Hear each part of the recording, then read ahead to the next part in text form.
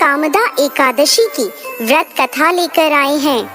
एक समय की बात है, भगवान श्री कृष्ण और युधिष्ठिर महाराज के बीच संवाद हो रहा था।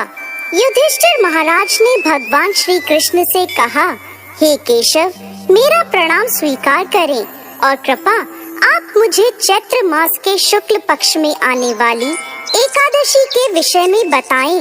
युधिष्ठिर महाराज की बात सुनकर भगवान श्री कृष्ण ने उत्तर दिया, प्रिय युधिष्ठिर महाराज, चैत्र मास के शुक्ल पक्ष में आने वाली इस एकादशी को कामदा एकादशी कहते हैं।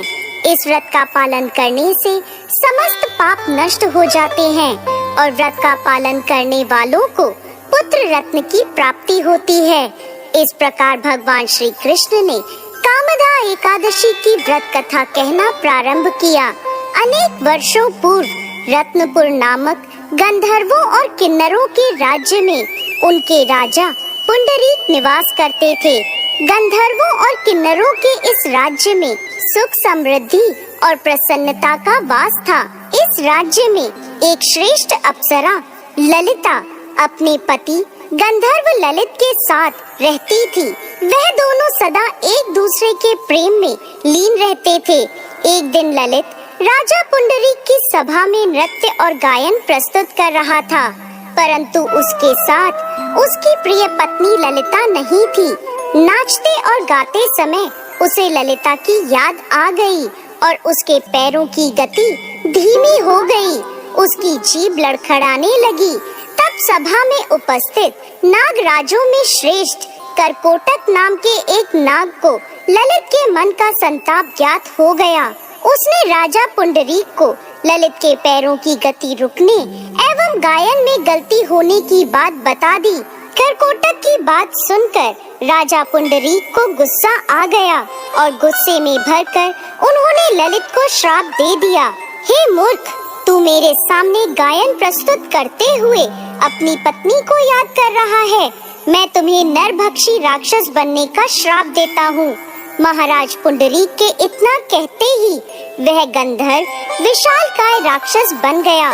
उसका भयंकर मुख, विकराल आँखें, जिन्हें देखने मात्र से भय उत्पन्न हो जाता था। ऐसा राक्षस होकर वह अपने कर्मों का फल भुगतने लगा।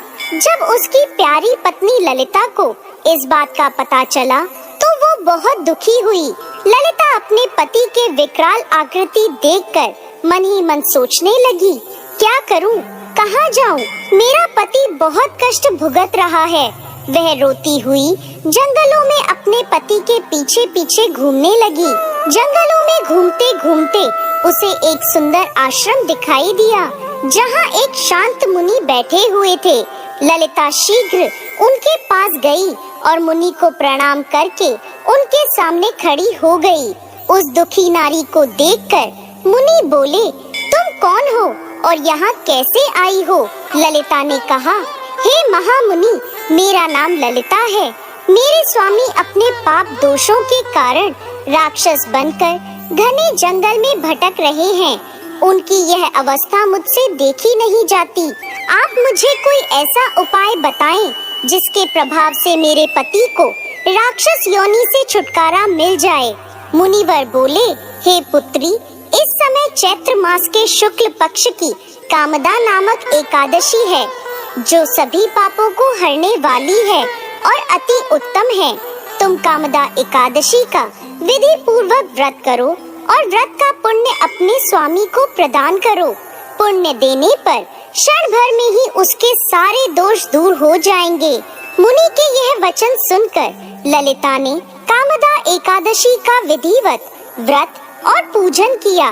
पूजन करने के बाद वह उन्हीं ब्राह्मण ऋषि के समीप गई और अपने पति के उद्धार के लिए यह वचन कहने लगी, मैंने जो यह कामदा एकादशी का व्रत किया है, इसके पुण्य के प्रभाव से मेरे पति को राक्षस योनि से मुक्ति मिल जाए।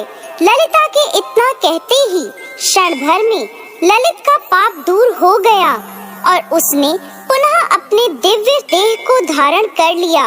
वह दोनों पति पत्नी कामदा एकादशी के व्रत के प्रभाव से पहले की अपेक्षा और भी अधिक सुंदर रूप धारण कर स्वर्ग लोक को प्राप्त हुए।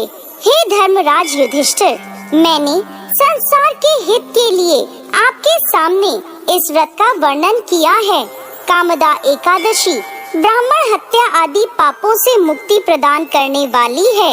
राजन, कामदा एकादशी की कथा को पढ़ने सुनने से वाजपेयी यज्ञ का फल प्राप्त होता है। जय श्री हरि विष्णु।